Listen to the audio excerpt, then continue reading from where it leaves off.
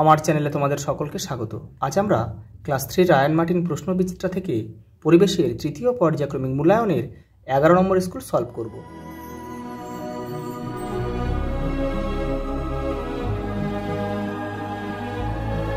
দেখো প্রথম প্রশ্ন, বাড়ি তৈরি করাকে নির্মাণ শিল্প বলে। পূর্ণিমার পর শুরু হয় কৃষ্ণপক্ষ। সাঁতার না জানলে জল থেকে সাবধান থেকো।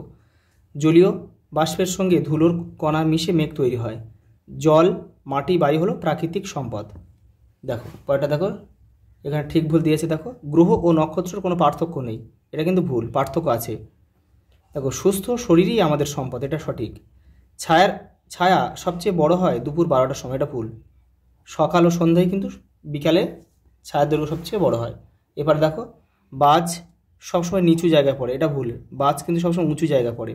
জল অপচয় বন্ধ করা উচিত, একদম এটা সঠিক। দেখো পরে কী রয়েছে এখানে, দেখো বেমানান শব্দটা খুঁজে বের করতে হবে। দেখো সিমেন্ট, বিদ্যুৎ, বালি, ইট, এই বিদ্যুৎ বাদ যাবে, এগুলো বাড়ি তৈরির উপকরণ। পরেটা দেখো সিট বেল্ট, হেলমেট, সুইচ আর হর্ন, দেখো এইগুলো হচ্ছে তো গাড়ির উপকরণ। দেখো আর এটা হচ্ছে ইলেকট্রিকের সুইচ, বোর্ডের যে সুইচ সেই কথা বলেছে। দেখো পরেটা দেখো ধান, গম, পাট, বাঁশ, দেখো এগুলো সবই আমাদের দেখো চাষ করা হয়। দেখো এগুলো, সেই জন্য বাঁশটা কিন্তু বাদ যাবে। এবার দেখো বেগুনি, কমলা, লাল, কালো, এই কালোটা বাদ যাবে, কারণ বুঝতে পারছি এটা বিনিয়োগ সহ কলার মধ্যে কিন্তু রামধনু রঙের মধ্যে এটা পড়ে না। মেঘ, বৃষ্টি, কুয়াশা, চাঁদ, দেখো এই চাঁদটা বাদ যাবে। এগুলো সব আমাদের সব প্রাকৃতিকের মধ্যে রয়েছে। দেখো এগুলো প্রাকৃতিক বলতে এগুলো যেমন দেখো মেঘ, বৃষ্টি, কুয়াশা হচ্ছে এগুলো, এই তিনটে দেখো জলকণা বা ধূলিকণা নিয়ে এগুলি তিনটেই গঠিত, আর এটা যে সেই জন্য কিন্তু আলাদা।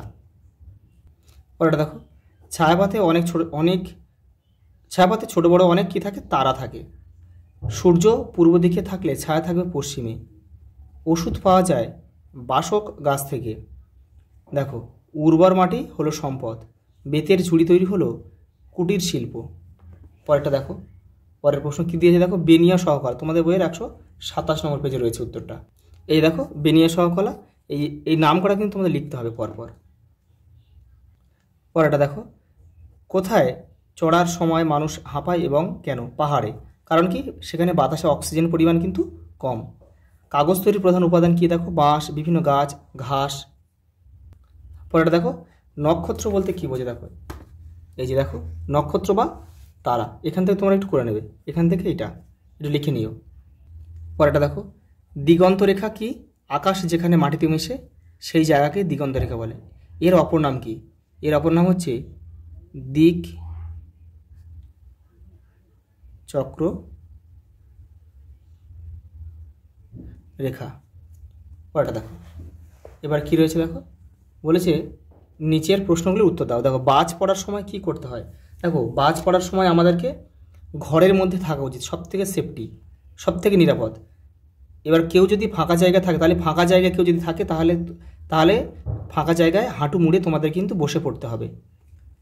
পরেরটা দেখো ক্ষুদ্র শিল্প কাকে বলে? উদাহরণ দাও, দেখে নাও। দেখো পরেরটা কি বলেছে, জল সংরক্ষণ কিভাবে করতে হবে, দেখে নাও। পরেরটা দেখো আকাশে রঙের ছটা কীভাবে তৈরি হয়, দেখে নাও, তোমাদের বইয়ের 127 নম্বর পেজ রয়েছে। এই দেখো এখান থেকে এটা লিখবে। পরে দেখো টিকা দিয়েছে কি?